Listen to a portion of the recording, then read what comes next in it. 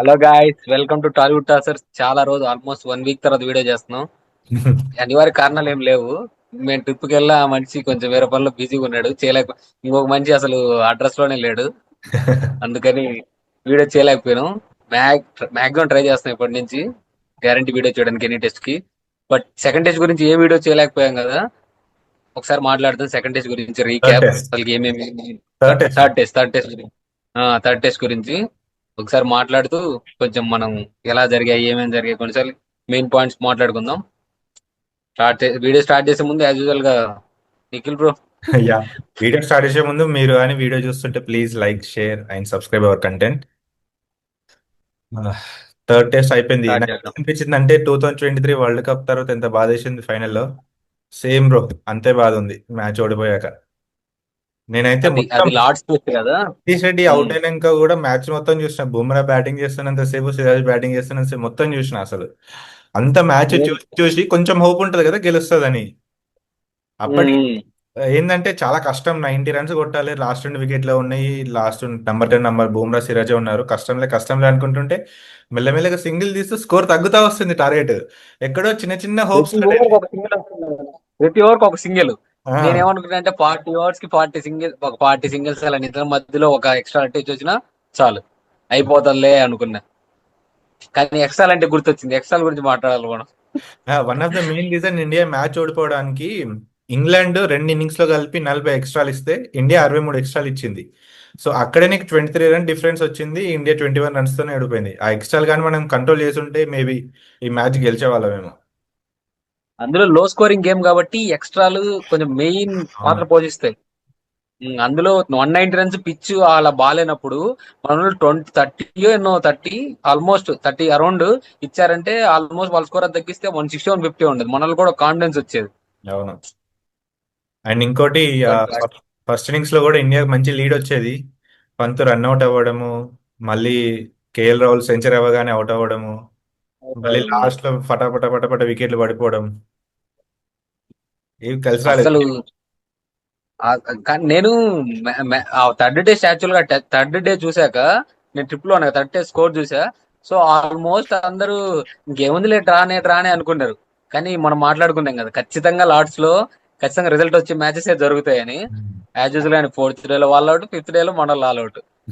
Match ఏదేవే జరిగిందన్న. Fifth day రోజు వరకు, లాస్ట్ వరకు కూడా, లాస్ట్ 1 అవర్ వరకు, ఫస్ట్ లాస్ట్ సెషన్ వరకు కూడా చాలా బాగా ఉత్కంఠ పోరాటంగా జరిగింది.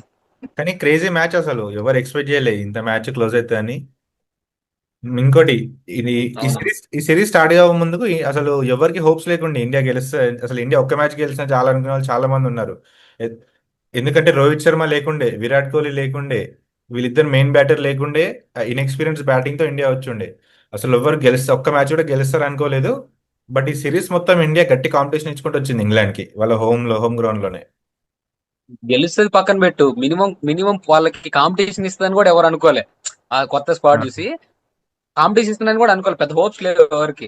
ఎవరైనా గెలిచి దగ్గరగా కొంచెం కాంపిటీషన్ అది ఒక బోనస్ అనుకున్నారు. కానీ ఫస్ట్ టెస్ట్ నుంచి ఆడే విధానం చూస్తే మన వాళ్ళు ఆ లేచారు పైకి. సెకండ్ టెస్ట్ గెలవడము, మళ్ళీ థర్డ్ టెస్ట్ ఇంత క్లోజ్ గా వచ్చి ఓడిపోవడము. రవిశాస్త్రి ఏమన్నాడు తెలుసా? ఒక లక్ గాని కొంచెం ఇండియా సైడ్ ఫేవర్ చేస్తుంటే ఇట్ వుడ్ హ్యావ్ బీన్ 3-0 అని చెప్పాడు. నిజంగా, నిజంగా బ్రో. ఫస్ట్ టెస్ట్ లో ఒక 2 క్యాచ్లు బట్టి లోవర్ ఆర్డర్ కొంచెం బ్యాటింగ్ చేసి ఉంటే ఫస్ట్ టెస్ట్ గెలిచేవాళ్ళం. ఈ మ్యాచ్ కూడా కొంచెం నీకు ఒక ఉమ్. ఒక ఫిఫ్త్ డే రోజు మార్నింగ్ 10 ఓవర్స్ లో 3 వికెట్లు పడకపోయి ఉంటే ఇండియాకి మంచి ఛాన్స్ ఉండే. తర్వాత బాల్ అసలు ఏం అవ్వలేదు, మంచి బ్యాటింగ్ పిచ్ ఉండే. అది ఇంకొకటి మన జడేజా గురించి ఉన్నా, అందరూ మాట్లాడుకుంటున్నారు, మాట్లాడుకోవాలి. చూడు, అందరూ విరాట్ కోహ్లీ రోహిత్ శర్మ రిటైర్డ్ అయ్యారు టెస్ట్ నుంచి, ఇంకా జడేజా కూడా వెళ్ళిపోతారులే అనుకున్నారు. కానీ ఆ నెంబర్ 6 నెంబర్ 7 పొజిషన్ అనుకుంటా, నెంబర్ 7 లో జడేజా ఫస్ట్ టెస్ట్ నుంచి ఎలా ఆడుతూ వచ్చాడు చూడు. ప్రతి ఆల్మోస్ట్ 50, ఉన్న 50 స్కోర్ దగ్గర దగ్గరలోనే ఉన్నాయి. మళ్ళీ దీనిలో first innings 76, second innings almost 50, అంత క్రూషియల్ టైంలో. అందులో మధ్యలో వికెట్స్ కూడా తీశాడు. Crucial bro. జడేజా కూడా అంటే ఎవరంతా రికగ్నైజ్ అవ్వరు. ఇప్పుడు జడేపడు ఇప్పుడు ఇంగ్లాండ్ టీంలో బెన్ స్టోక్స్ ని లేపుతారు. బెన్ స్టోక్స్ అది తోపు అది ఇది అని చెప్పి.